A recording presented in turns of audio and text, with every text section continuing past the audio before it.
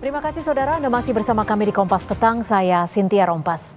Kunjungan Kaisang ke markas PKB Selasa kemarin kian menguatkan isu PKB jadi bergabung dengan koalisi Gemuk Kim Plus untuk Pilkada Jakarta. Meski koalisi Kim Plus disinyalir bisa mengunci gerak PDI Perjuangan, politisi PDIP yakin partainya tetap akan usung cagup jagonya sendiri. Kami dari Partai Santri Indonesia. Sampai hari ini saya nggak ngerti Kim Plus itu apa. Kim tidak ada Jong-un.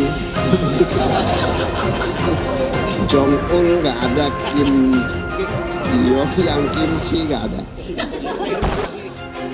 Putra bungsu Presiden Jokowi yang juga Ketua Umum PSI Kaisang Pangarep terus bergerilya mencari dukungan jelang pilkada serentak. Selasa 6 Agustus, Kaisang yang berpenampilan bak seorang santri lengkap mengenakan sarung dan peci ini menyambangi Ketua Umum PKB Muhaimin Iskandar atau Caimin. Kaisang coba merayu PKB untuk berkolaborasi di pilkada, terutama di Jakarta dan Jawa Tengah. Kaisang yang mengaku siap hadapi Anies dan Ridwan Kamil di Pilgub Jakarta sempat melempar guyonan dengan memplesetkan PSI menjadi Partai Santri Indonesia. Kami dari Partai Santri Indonesia, karena kami hari ini sarungan semua. Ketika ada permintaan dari masyarakat, terkhusus DKI, yes, saya siap melawan Pak Anies Baswedan. Saya pun juga siap untuk melawan Pak Ridwan Kamil. Menanggapi soal potensi PKB bergabung dengan Koalisi Indonesia Maju Plus atau Kim Plus di Jakarta, Caimin justru menyebut usai Pilpres, Kim tak ada lagi. Caimin bahkan melempar guyonan soal Kim Plus dengan menyinggung soal Kim Jong-un hingga kimchi. Nah, sampai hari ini saya nggak ngerti Kim Plus itu apa. Kalau sudah pilkada itu ya sudah semua pihak sama, tidak ada Kim, tidak ada Jong-un, tidak ada Jong-ul, nggak ada Kim yang kimchi, nggak ada. Bagi kami pilkada itu semua partai sama, ada cocok dalam berbagai perkembangannya, itulah kita bareng, kita jalan. Sementara itu, Partai Gerindra selaku Komando Kim Plus mengaku dalam waktu dekat akan mengumumkan calon wakil untuk mendampingi Ridwan Kamil di Jakarta. Adanya Kim Plus ini menurut Sufmi Dasko turut membuka peluang calon wakil Ridwan Kamil di Jakarta berasal dari partai dalam Kim Plus. Ya, saya kan ngomong kemarin bahwa ada Kim Plus. Tentunya kalau ada Kim Plus yang bareng di Pilkada DKI, tentunya kemungkinan untuk mendapatkan wakil dari partai koalisi yang sekarang, itu Kim Plus itu tentunya ada. Nah, siapa yang kemudian nanti akan dipilih untuk mendampingi Pak Ridwan Kamil, kita tunggu aja, ya mungkin waktunya tidak terlalu lama, sudah bisa disampaikan ke publik. Di sisi lain, Ketua DPP PDI Perjuangan Said Abdullah mengatakan partainya tak terpengaruh untuk ikut bergabung dengan Koalisi Indonesia Maju Kim Plus. Khusus Pilkada Jakarta, Said mengaku masih berkomunikasi dengan partai lain untuk menggodok nama calon gubernurnya sendiri. Insya Allah PDI Perjuangan akan mengeluarkan calon sendiri sebatas kemampuan yang akan dilakukan. Pilkada DKI, Pilkada Jabar, Pilkada Jabar, dan Pilkada Jawa Jateng dan Jawa Timur. Kami dalam proses untuk berbicara dengan berbagai pihak, karena kami memang khusus DKI tidak bisa sendiri, Jawa Timur tidak bisa sendiri. Gencarnya Kim mendekati partai lain di luar koalisi untuk menghadapi pilkada berpotensi menjelma jadi koalisi raksasa melalui Kim Plus. Koalisi Gemuk Kim Plus inilah diyakini akan menyulitkan PDIP mengusung kadernya di Pilkada 2024. Tim Liputan, Kompas TV.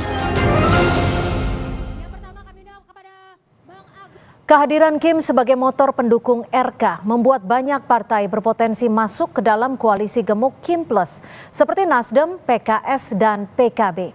Kondisi ini berpotensi membuat Anies Baswedan terancam kehilangan dukungan partai di Pilgub Jakarta, sekaligus memunculkan isu skenario RK melawan kotak kosong. Lantas beranikah PDI Perjuangan mengusung Anies demi hindari kotak kosong di Pilgub Jakarta? Kita akan bahas bersama politisi PDI Perjuangan Deddy Sitorus dan juga jubir dari PKS Muhammad Khalid serta Direktur Eksekutif Poltreking Mas Hanta Yuda. Selamat petang Mas Hanta, Bang Deddy, Selamat Mas petang, Khalid. Cynthia, Selamat petang semua. Bang Deddy, Mas Khalid. Salam, Bro. Terima kasih sudah bergabung bersama kami di Kompas Petang. Bang Deddy, ini kalau lihat perkembangan sampai hari ini nih, PKB kemarin sudah didatangi oleh PSI. Sekarang tinggal PDIP dan PKS yang setidaknya paling memungkinkan untuk berkoalisi melawan Kim Plus. Apa ada kemungkinan ke sana PDIP berkoalisi dengan PKS? Ya memang kan petanya ini melawan kotak kosong atau melawan otak kosong kan. Jadi ini yang terjadi di DKI kalau menurut saya. Dan ini memang agak sulit kita ketika ada agenda-agenda tersembunyi penguasa, pasti jadi agak ribet ini. Kalau realitanya kan PDI Perjuangan tidak bisa maju sendiri di Pilkada DKI. Kita butuh teman, dan sejauh ini kita berupaya membangun komunikasi dengan PKB. Maka tidak mengherankan kemudian Kaesang pergi ke PKB sebagai partai santri, kan kira-kira gitu nih. Tentu agendanya ya tidak lain tidak bukan bagaimana supaya bisa merebut PKB. Kalau bagi kami di PDI Perjuangan, kami melihat bahwa Jakarta ini adalah sebuah daerah yang sangat penting sebagai mercusuar peradaban politik kita. Tentu kami tidak berharap kota kosong yang terjadi di DKI Jakarta, karena itu akan memberikan legitimasi, akan memberikan presiden yang buruk dalam perkembangan demokrasi kita ke depan. Ya. Nah, kalau PDI Perjuangan tentu akan berusaha untuk menjalin komunikasi dengan pihak manapun yang belum membuat keputusan yang bersifat final and binding ya, soal akan maju dengan calon yang mana. Tetapi kan ya, isu yang kita dengar-dengar ini kan beragam-ragam ini kan, misalnya Pak Anies tidak akan maju nih, kan kira-kira seperti itu nih, ada isu rumor di publik kan kira-kira begitu.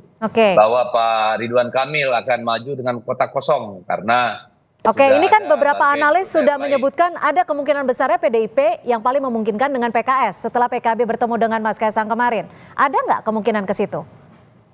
Ya kalau kemungkinan itu mungkin bisa ditanyakan dengan PKS ya. Tapi kan namanya negosiasi itu kan harus all parties, itu kan memang harus pada ada kesetaraan gitu kan. Nah, dalam konteks itu mungkin komunikasi masih terus harus kita lanjutkan dengan PKS. Gitu. Tapi sudah komunikasi dengan PKS. Kalau belum, mumpung ada Mas Khalid nih.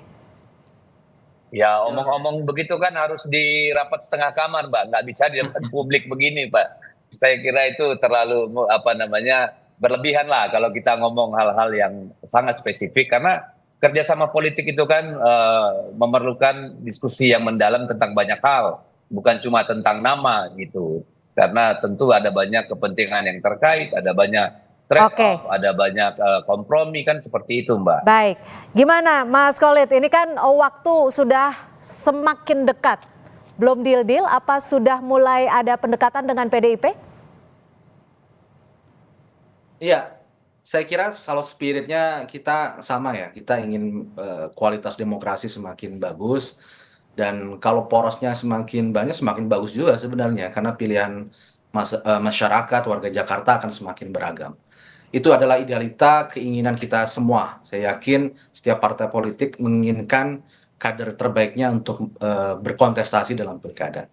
Sebenarnya kalau kita lihat keputusan dari Partai Keadilan Sejahtera sebagai partai pemenang yang mendapatkan mandat dari warga Jakarta tertinggi untuk pemilu 2024, kami memutuskan pada prinsipnya adalah PKS ingin kadernya menjadi calon gubernur atau calon wakil gubernur di Pilkada Jakarta nanti.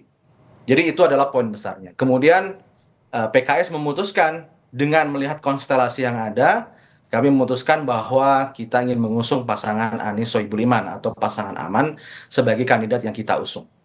Namun demikian memang prosesnya tidak mudah karena sejak 25 Juni kita deklarasikan, sampai kemarin kita juga memberikan deadline juga kepada Mas Anies. Kita kan baru mempunyai 18 kursi. Kita kurang 4 kursi lagi nih. Ya. Jadi PKS pun walaupun partai pemenang, kita belum bisa menggenapi persyaratan untuk maju sendiri. Kita masih membutuhkan tambahan 4 kursi. Dan kami juga sudah sampaikan kepada Mas Anies sebagai kandidat yang kita usung, ya, kita memiliki wakil yang kita ajukan Bapak Sohibul Iman, pasangan aman ini, agar digenapi 4 kursi ini sampai pada tanggal 4 Agustus kemarin, ya. Kepada Mas Anies kita meminta untuk segera menggenapi tiket tersebut. Dan ini hal yang sangat wajar sekali. Karena setiap kandidat yang ingin maju dalam pilkada, kita ada sekitar 500 lebih pilkada. Kandidat-kandidat yang ingin berkompetisi di pilkada, mereka harus melakukan komunikasi politik ke semua pihak. Untuk apa? Agar dia mendapatkan tiket untuk bisa berlayar atau berkontestasi. Karena itulah syarat administratif di situ. Nah, saat ini ketika kita sudah menyampaikan bahwa pasangan aman untuk bisa berlayar kita membutuhkan 4 kursi, maka tapi apakah masih stick dengan Sohibul pilihannya? Tidak ada ruang untuk membuka ruang dengan partai lain? Ya, sampai detik ini keputusan itu masih tetap kita pegang ya, karena tapi kan tetap kurang nih Pak kursinya. Betul. Itulah kenapa kita menugaskan kepada Mas Anies sebagai kandidat untuk bisa memastikan komunikasi politik kepada partai-partai yang lainnya. Sebenarnya pada di awal kita memiliki kesepakatan titik temu dengan Partai Nasdem. Partai Nasdem waktu itu dengan usulan kami, yakni pasangan aman, mereka tidak menolak dan menyambut baik pasangan tersebut, sehingga kita bisa mengusulkan membuat tiket itu bisa berlayar. Namun dalam politik ini kan tidak bisa hanya secara lisan, kita membutuhkan sebuah keputusan yang lebih definitif. Nah, kemudian dengan inilah kita sekarang membuka sebuah pertimbangan-pertimbangan bagaimanakah setelah deadline 4 Agustus itu terlewati, karena itulah kesepakatan kita bersama dengan Mas Anies. Ya. Saya ke Mas Hanta. Mas Hanta, bagaimana melihat kondisi saat ini di mana posisi Anies Baswedan bisa dikatakan terjepit dan juga di tengah-tengah bagaimana Kim Plus ini semakin membuka ruang dengan setiap partai politik? Ya, Cynthia, peta elektoral Pilkada DKI kalau kita baca hari ini agak sedikit lebih terang dibanding sebelumnya. Dia sedang bergerak kepada 2 potensi peta. Satu, Kim Plus yang kemungkinan figurnya Ridwan Kamil itu berhadapan dengan kota kosong, atau betul-betul ada head to head pertarungan yang keras antara Kim Plus tadi, mungkin Ridwan Kamil, melawan lawannya, apakah Anies Baswedan atau yang lainnya. Artinya Pilkada DKI akan terlaksana dalam 1 putaran saja. Kecil kemungkinan akan ada 3 poros politik. Kenapa ini terjadi? Petanya menjadi komplikasi ini terjadi, kompleksitasnya muncul karena tadi tidak ada satu partai pun yang memenuhi syarat untuk bisa mendukung pasangan calon tanpa berkoalisi. 22 kursi. Nah, dari data ini maka potensi opsi koalisinya tinggi, sebenarnya banyak. PD Perjuangan PKS bisa, PD Perjuangan dengan Nasdem bisa, PKB dengan PKS bisa, PKS dengan Nasdem bisa, dan seterusnya. Tetapi di saat yang sama, peta yang koalisi opsinya ini besar juga menyimpan kerentanan yang amat sangat tinggi sekali.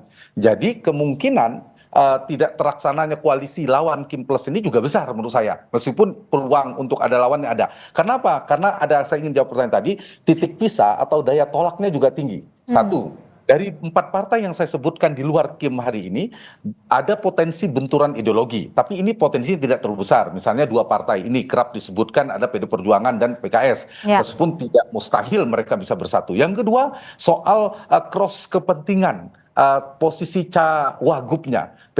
Kita tahu PKS, Cynthia, sejak awal sudah memasang nama Sohibul Iman. Itu apa mungkin PD Perjuangan ingin mengalah? Tidak ada figur. Pada PD Perjuangan juga partai yang kuat di Jakarta, tidak ada figur itu. Sementara Anies Baswedan tidak bisa merepresentasikan PD Perjuangan atau nama-nama yang lainnya. Artinya persilangan kepentingan ini menjadi tantangan bagi Anies Baswedan untuk melakukan semacam mengambil titik tengah, mengagregasi semua kepentingan partai-partai yang saya sebutkan tadi, dan apakah mungkin PKS bersedia melakukan renegosiasi terhadap posisi Sohibul Iman tadi.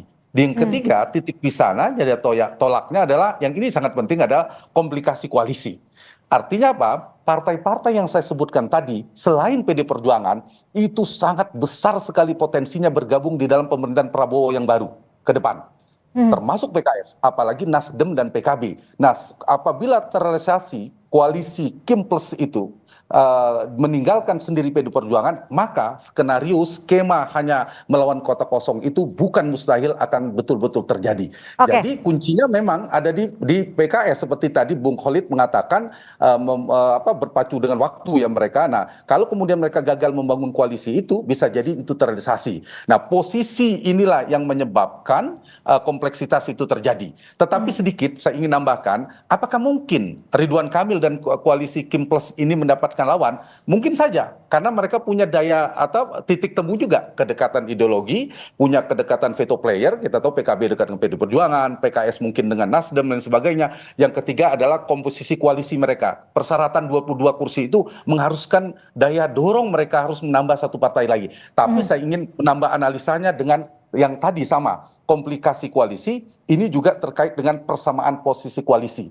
Artinya apa? Posisi mereka disamakan dengan memiliki lawan politik yang sama, kompetitor yang sama. Siapa lawannya? Lawannya adalah Kim, Prabowo, dan Jokowi. Nah, kalau ada partai di luar PD Perjuangan memiliki posisi yang sama, maka terrealisasilah di Jakarta Kim melawan lawannya. Tapi kalau itu tidak realisasi, maka prediksi saya Ridwan Kamil Bang Deddy, mungkin saja terjadi. Oke, Bang Deddy, lalu adakah strategi yang sudah disiapkan PDI Perjuangan setidaknya untuk menghindari Ridwan Kamil melawan kota kosong? Ya, strategi kita tidak leluasa ya Mbak ya, karena kan pilihannya juga terbatas. Either dengan PKB atau ya sejauh mana kita bisa bernegosiasi dengan PKS, karena PKS kan sudah mengajukan nama pasangan calon gubernur dan wakil gubernur. Jadi memang kita tidak dalam posisi yang leluasa untuk melakukan manuver-manuver politik gitu. Dan kalau saya sih berharap agar kita sama-sama memikirkan bagaimana kita menghasilkan satu proses demokrasi, proses pemilu yang memberikan ruang dan pilihan kepada rakyat sebanyak-banyaknya. Sangat menyedihkan kalau untuk DKI itu terjadi kota kosong gitu. Karena apa? Kalau kota kosong ini dibiasakan, pertama kita rugi secara anggaran. Ngapain biaya pemilu gede-gede kalau kota kosong? Itu sama saja, udah serahkan saja kepada DPRD, kan seperti itu.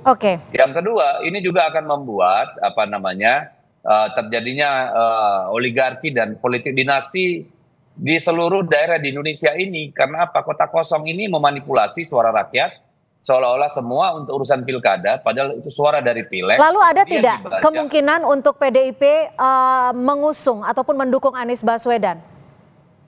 Kalau soal mendukung Anies Baswedan, saya kira kan tadi saya sudah sebut Mbak ya, bahwa pilihan itu agak terbatas. Karena apa? Anies Baswedan itu kan diusulkan dengan pasangan calon yang sudah lengkap gitu. Jadi saya kira ya nanti kita lihat apakah ada ruang untuk memecah kebekuan ini atau tidak gitu. Saya kira proses itu masih ada waktu untuk kita bicarakan. Tapi saya lanjut yang tadi Mbak, ini penting banget bagi saya.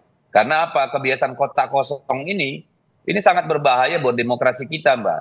Bayangkan kalau kota kosong terjadi daerah, maka kita selalu punya pemimpin yang punya uang, bukan punya kemampuan gitu loh. Kota kosong itu bisa jadi sama dengan otak kosong kalau menurut saya gitu. Bagaimanapun demokrasi ini harus sehat, harus memberikan opsi-opsi. Karena tidak memberikan opsi-opsi, kita kembalikan saja ke DPR dan DPRD. Tidak usah buang duit puluhan ratusan triliun untuk pemilu gitu Mbak. Nah, Mas Solid, kalau memang pasangan yang diajukan oleh PKS aman, Anies Sohibul ini tidak bisa dikatakan tidak laku terjual gitu ya. Apa yang akan dilakukan PKS? Apakah akan berunding untuk lebih lanjut ke PDIP atau bergabung ke Kim Plus? Ya, sebagai partai politik kita akan pertama ya mengajukan kader yang terbaik kita untuk maju calon gubernur atau wakil gubernur. Yang kedua adalah memastikan tiket kompetisi itu bisa kita penuhi. Itu yang paling utama. Jadi segala upaya komunikasi politik itu akan kita lakukan ke arah sana. Jadi kalau kita melihat proses yang ada saat ini, dinamika yang ada, kita melihat apakah pasangan aman ini mampu berlayar atau tidak, itu juga akan kita kaji. Ya, akan kita kaji, dan jika ada peluang-peluang yang lain, kita juga akan mengkajinya. Karena bagaimanapun juga, kita harus melihat prospek dan visibilitas terkait kandidat yang akan kita usung nanti. Oke, tapi Mas Solid, tapi benar nggak sih kalau sudah ada tawaran dari Kim Plus untuk memasangkan RK dan juga Ahmad Saiku? Tawaran dari teman-teman dari Golkar ya, itu memang sudah lama kita peroleh, bahkan sebelum kita mengusung pasangan aman, itu juga sudah pernah ditawarkan juga. Jadi ketika ada tawaran itu, kami dari PKS mengusung aman ya.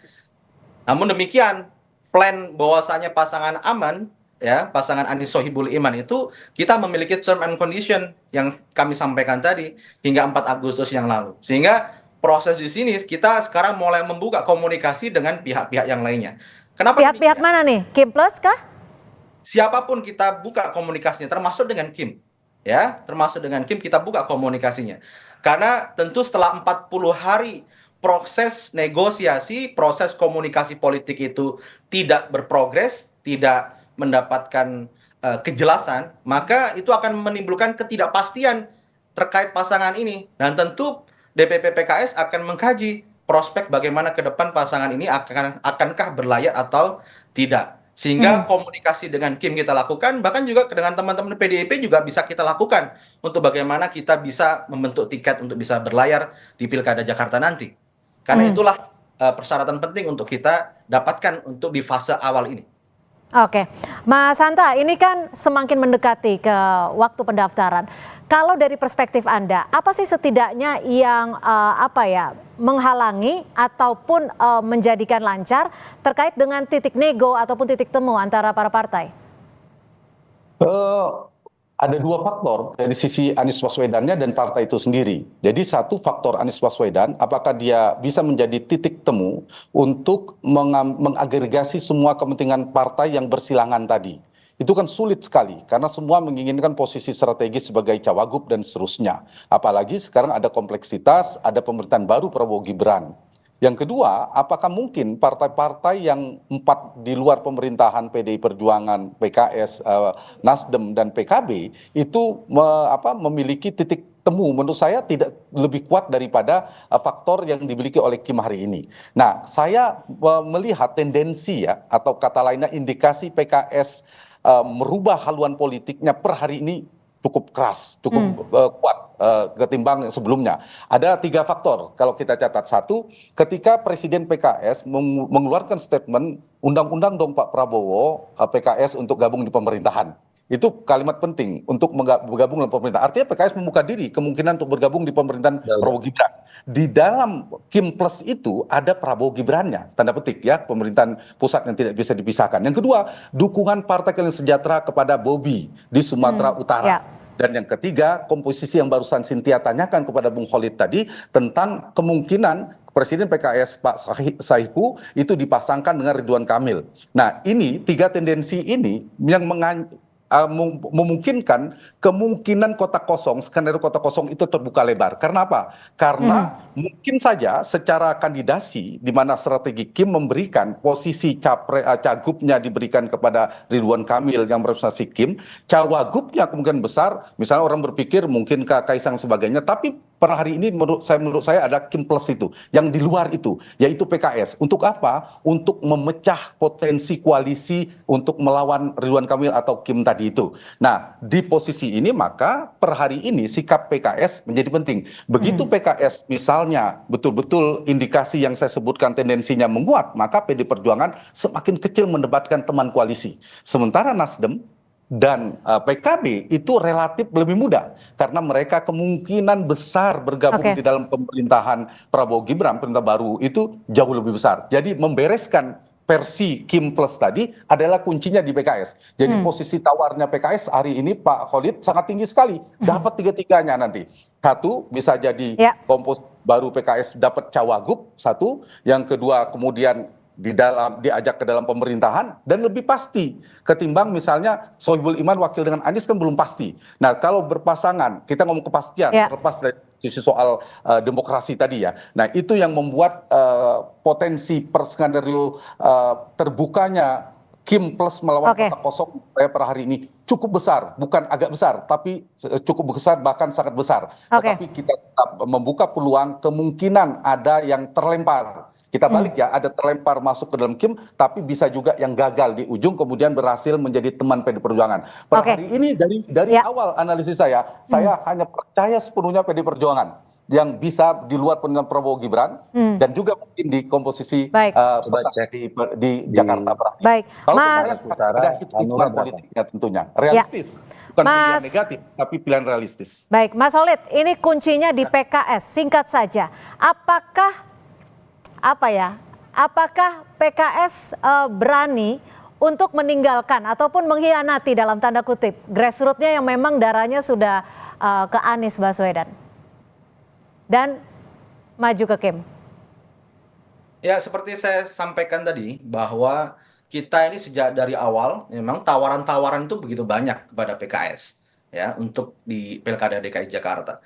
Kemudian kita mengusulkan Anies Baswedan dan Sohibul Iman itu adalah salah satu formula untuk menangkap aspirasi yang ada tadi.